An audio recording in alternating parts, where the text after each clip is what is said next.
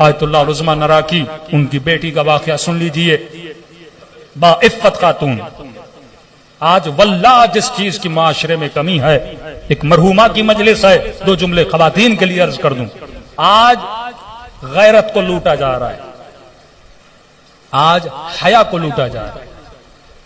ایک مومنہ نے کہا کہ مولانا میں نے خواب دیکھا ہے، امام زین العابدین نے سفارش کی کہ کہو اپنے مولویوں کو، کہو ممبر پہ آنے والوں کو کہ حیا پہ مجلسیں پڑھیں، حجاب پہ مجلسیں پڑھیں. ہر کسی کی پہچان ہوتی ہے، ہر قوم کا یونیفارم ہوتا ہے. سیدہ زینب کی چاہنے والی کا یونیفارم یہ چادر ہے، یہ حجاب ہے. اور امام زمانہ کے چاہنے والے جوانوں کا یونیفارم غیرت ہے. وہ بھائی کیسا جس میں غیرت نہیں، وہ شوہر کیسا جس میں غیرت نہیں. جس کی بہن بے حجاب ہو کے جا رہی ہے، بھائی کو غیرت نہیں آ رہی. اور مولا غیرت مند کی تعریف بتاتے ہیں. وہ غیرت مند ہو ہی نہیں سکتا جو بہن کے سر پہ چادر رکھے اور اپنی نگاہیں عورتوں کے پیچھے. کہ یہ سب سے بڑا بے غیرت ہے. جو دوسروں کی ماں بہنوں کو تو دیکھنا پسند کرتا ہے، پر اندر میں کہتا ہے میری ماں بہن کو کوئی نہ دیکھے. کہ مکافات عمل ہوتی ہے، یاد رکھنا تو دیکھے گا کوئی تیری ماں بہن کو بھی دیکھے گا. تو اگر یہ سوچ جوان کے اندر ہو نا، اگر میں دیکھ رہا ہوں میری بہن کو کوئی دیکھے گا، واللہ غیرت مند جوان کبھی نگاہ کو نامحرم کی طرف نہیں اٹھائے گا. میرے چوتھے امام فرماتے ہیں ممبر سے پڑھو. آج حیا پہ حملہ ہو رہا ہے، آج کلچر کو تباہ کیا جا رہا ہے، آج تمہارے گھروں سے چادروں کو چھینا جا رہا ہے ٹی وی کے ذریعے، میڈیا کے ذریعے. یہ واقعات کیا ہیں کہ شیعہ لڑکیاں گھروں سے جا رہی ہیں. یہ کیوں ہے؟ کیونکہ ہم توجہ نہیں کر رہے اپنے بچوں کی تربیت کی طرف. وہ ماں قیامت میں کیا منہ دکھائے گی جناب سیدہ کو، جس سے بیوی پوچھے گی یہ تو نے تربیت کی تھی.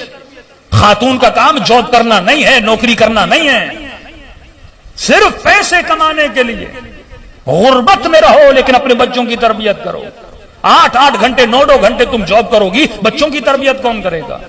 معاشرے میں اگر تربیت کا فرض اللہ نے کسی کو دیا، وہ عورت کو دیا. مرد کی ذمہ داری تربیت نہیں ہے، عورت کی ذمہ داری تربیت ہے. ایک اچھی خاتون اپنے شوہر کی تربیت بھی کرتی ہے. ہم سائیکولوجی میں کہتے ہیں عورت کے بچے صرف یہ نہیں ہے جن کو پاس، شوہر بھی ایک بچہ ہے اس کے سامنے، اسے اپنے شوہر کی تربیت کرنی ہے. عورت کا صبر زیادہ ہوتا ہے، اس کا تحمل زیادہ ہوتا ہے. کربلا میں سیدہ زینب کا نقش، سیدہ زینب کا کردار ہمیں کیا بتا رہا ہے؟ بچوں کو کون سنبھال رہی ہے؟ بی بی زینب. سکینہ کو کون سہارا دے رہی ہے؟ بی بی زینب. ساری بیویوں کو کون سہارا دے رہی ہے؟ سیدہ زینب. حالانکہ امام زین العابدین امام ہے، لیکن یہ ڈیوٹی مولا کی نہیں ہے، سیدہ زینب کی ہے. کیونکہ عورت کا حوصلہ ہوتا ہے، اس میں صبر ہوتا ہے. پورے سفر میں پردے پہ گریا کیوں ہے؟ چادر پہ گریا کیوں ہے؟ کربلا کی ہر مصیبت میں سیدہ زینب کی چادر کا ذکر کیوں ہوتا ہے؟ مومن روتا ہے. کبھی سوچو تو صحیح، بی بی زینب کو کربلا لے جایا کیوں گیا؟ کبھی سوچو تو صحیح، شمر اور آل شمر نے جن پہ تم زیارت عاشورہ میں سو لعنتیں کرتے ہو، کیا جرم تھا ان کا؟ بیویوں کی چادریں لوٹی نا. آج کا شمر بھی تمہاری بیٹیوں کی چادریں لوٹ رہا ہے. سمعت بذالک فرضیت پہ کیا تو تماشا دیکھ رہا ہے؟ کیا تیری وہ ذمہ داری نہیں جو اہل بیت نے تجھے بتائی؟ تو آج ایک محجبہ خاتون کا یونیفارم یہ ہے، جو شرعی حجاب ہے وہ کرے، جو اس کی ذمہ داری ہے. بچپن سے اپنی بچیوں کو سمجھاؤ کہ اللہ بچہ عورت سے پیدا کرتا ہے، ماں کی کوکھ سے پیدا کرتا ہے، کوئی ذمہ داری دے کر پیدا کر رہا ہے نا. اللہ نے ایک سسٹم بنایا، ایک نظام میں ولایت بنایا ہے. ولایت کا مطلب علی ولی اللہ نہیں ہے، ولایت ایک پورے سسٹم کا نام ہے. جس سسٹم میں بچہ پلتا ہے، پلنے کے بعد جوان ہوتا ہے، جوان ہونے کے بعد اس تربیت میں جب پل کے جوان ہوتا ہے، پھر جا کے امام زمانہ کا سپاہی بنتا ہے. تم نظام طاغوت میں بچے بڑے کرو گے، کلمہ سیکھ لیں گے، نماز سیکھ لیں گے، قرآن سیکھ لیں گے، لیکن آؤٹ پٹ کیا ہوگا؟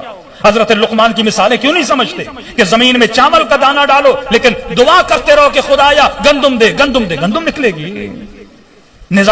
گندے نظام میں بچوں کو بڑا کرو گے اور توقع یہ رکھو گے کہ بچے حسینی بنے، کبھی نہیں بنیں گے. یہ پورا فارمولا، یہ پوری میتھمیٹک ہے. 2+2 4 بنتا ہے. یہ ہو نہیں سکتا کہ تم غلط تربیت دو. 24 گھنٹے بچے گیموں پہ بیٹھتے رہیں، 24 گھنٹے بچے فلمیں دیکھتے رہیں. اب توقع یہ کرو اس بچے کو خواب میں امام زمانہ کی زیارت ہو جائے.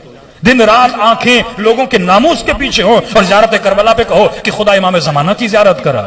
نجس آنکھیں کبھی پاک چہروں کو نہیں دیکھتی، نجس زبانیں کبھی امام سے ہم کلام نہیں ہوتی. تو آج سب سے زیادہ ضرورت اس بات کی ہے کہ انسان اپنی خواتین کے حجاب کا خیال کرے. واللہ حجاب لوٹا جا رہا ہے. 10 سال کے بعد آپ کا کیا حال ہوگا آپ تصور نہیں کر سکتے. اتنی تیزی سے فحاشی کو بڑھایا جا رہا ہے. پھر اس مجلس کا فائدہ کیا جس میں آنے والا جو ممبر پہ بیٹھ رہا ہے اسی میں شرم و حیا نہیں ہے, جو مجلس میں آتے ہوئے دیکھ رہا ہے کہ خواتین کے سروں پہ چادر نہیں ہے اور اسے فرصت نہیں ہے واہ واہ کرانے سے. شرعی فرض ہے اگر تو آنکھوں سے دیکھے ایک شیعہ خاتون سر پہ چادر نہیں رکھ رہی تو جا کے ممبر سے بول. شرعی فرض ہے جب دیکھ رہا ہے آج جوان نشے میں جا رہے ہیں, جوان کی زبان پہ دن رات گالی ہے اور تو ممبر سے ان سے واہ واہ کروا رہا ہے. گالی والی زبان کتنے بھی نعرے مارے اس کا فائدہ نہیں.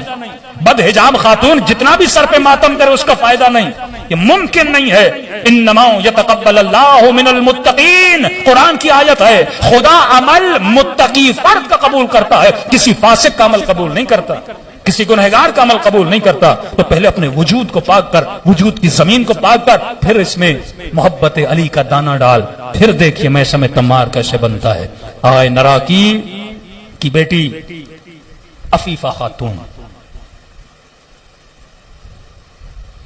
شادی شدہ تھی, شوہر حج کر کے آیا, اب مستطیع تھی یعنی ان پہ حج واجب ہو چکا تھا, ان کا نام نکلا حج کے لیے.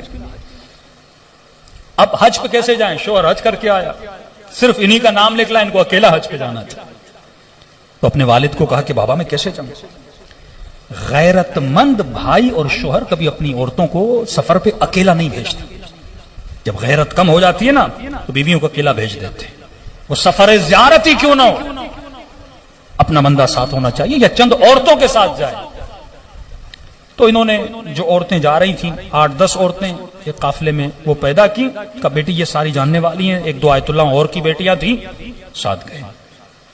اب یہ خاتون اپنے باپ کو جب واپس آئی تو انہوں نے واقعہ سنایا کہ بابا جب طواف کعبہ ہو رہا تھا, اب ایک پوری زندگی وہ خاتون جس نے نامحرم سے زیادہ باتیں نہیں کی, جو بازاروں میں زیادہ نہیں گئی, جو مردوں کے محفل میں نہیں بیٹھی, یہ حجب ختم ہو جاتا ہے نا. ایک خاتون نامحرم سے بات کرتی ہے گھبراہٹ, لیکن ایک میں اتنا کانفیڈنٹ 10 نامحرموں سے بات, اس میں کوئی فرق نہیں پڑتا. اب کہتی ہے حج کا موسم, شیعوں کا احرام اور اہل سنت کا آپ کو پتا ہے, آدمی تو سمجھے آدھا اس کا جسم نظر آ رہا ہوتا ہے. اب حج واجب, طواف واجب. کہتی ہے جیسے طواف کرنے جاتی, حج کا رش آپ کو پتا ہے کیا ہوتا ہے, اتنا رش مردوں کا, یہاں سے کندھا لگ رہا ہے وہاں سے کندھا لگ رہا ہے. اب کہتی ہے بابا میں حیا والی عفت والی زندگی میں کبھی نکلی نہیں, سامنے حج طواف بھی واجب, کروں کیا کروں. ایک طرف حیا عفت, دوسری طرف واجب طواف. کہتی میں کونے میں کھڑی ہو کر کانپنے لگی. اس کے والد نے اس کو ذکر دیا تھا کہ بیٹی جب پریشان ہو جاؤ ایک ذکر کرو. اللہ کے 2 نام تھے وہ دہرانے, یا حافظ یا حفیظ, یا حافظ یا حفیظ. کہتی ہے میں ذکر کرنے لگی, خدایا کروں تو کیا کروں. ایک طرف تو نے حیا کا درس دیا, عفت کا درس دیا, دوسری طرف طواف بھی واجب ہے, مردوں کے کاندھے لگ رہے ہیں, مجھے عادت نہیں مردوں کی محفل میں جانے کی. کہتی جہاں کھڑی تھی اچانک میرے کانوں میں ایک آواز آئی کہ جسے امام زمانہ کے ساتھ طواف کرنا ہے وہ جلدی آ جائے. کہتے کانوں سے بس آواز ٹکرائی, اور جیسے آواز ٹکرائی میری نگاہ 5-6 لوگوں پہ پڑی. وجود امام کو دیکھ رہی تھی. ایک بوڑھا تھا, بڑا نورانی چہرے والا, بڑی داڑھی والا. اس نے مجھے اشارہ کیا کہ مولا کے پیچھے کھڑی ہو جاؤ. کہتا اتنی رش میں وہ 5 لوگ تھے, ان کے اطراف میں کوئی نہیں تھا, ایک حصار تھا گویا. میں مولا کے پیچھے کھڑی رہی, میں نے 7 طواف امام کے پیچھے کیا. طواف کرنے کے بعد پھر کہ مجھے پتا نہیں لگا, اور مجھے یہ یاد بھی نہیں کہ میں نے 7 طواف میں ذکر کون سا کیا, کیونکہ وہ دہشت, وہ ابوہت جو امام زمانہ کی میرے وجود پہ تاری ہوئی. کہتے مجھے یاد نہیں میں نے ذکر کیا کیا, کہ میں نے صلوات پڑھی, میں نے تکبیر پڑھی, میں نے ذکر لبیک اللہم لبیک, کیا میں نے کہا مجھے کچھ یاد نہیں. بس میں امام زمانہ کے عشق میں گویا محبوط ہو چکی تھی, مجھے سمجھ نہیں آ رہی تھی. پھر جا کے میں وہیں جا کے کھڑی ہو گئی جہاں پہ پہلے کھڑی تھی, یہاں تک کہ وہ میری آنکھوں سے اوجھل ہو گئے. چہرہ میں نے امام کا نہیں دیکھا, آواز میں نے سنی, تو من یتق اللہ یجعل لہ مخرجا ویرزقہ من حیث لا یحتسب ومن یتوکل علی اللہ فہو حسبہ. جب تو اللہ پہ توکل و تقوی کرتا ہے, اللہ کہتا ہے پھر میرا وعدہ ہے, میں راستہ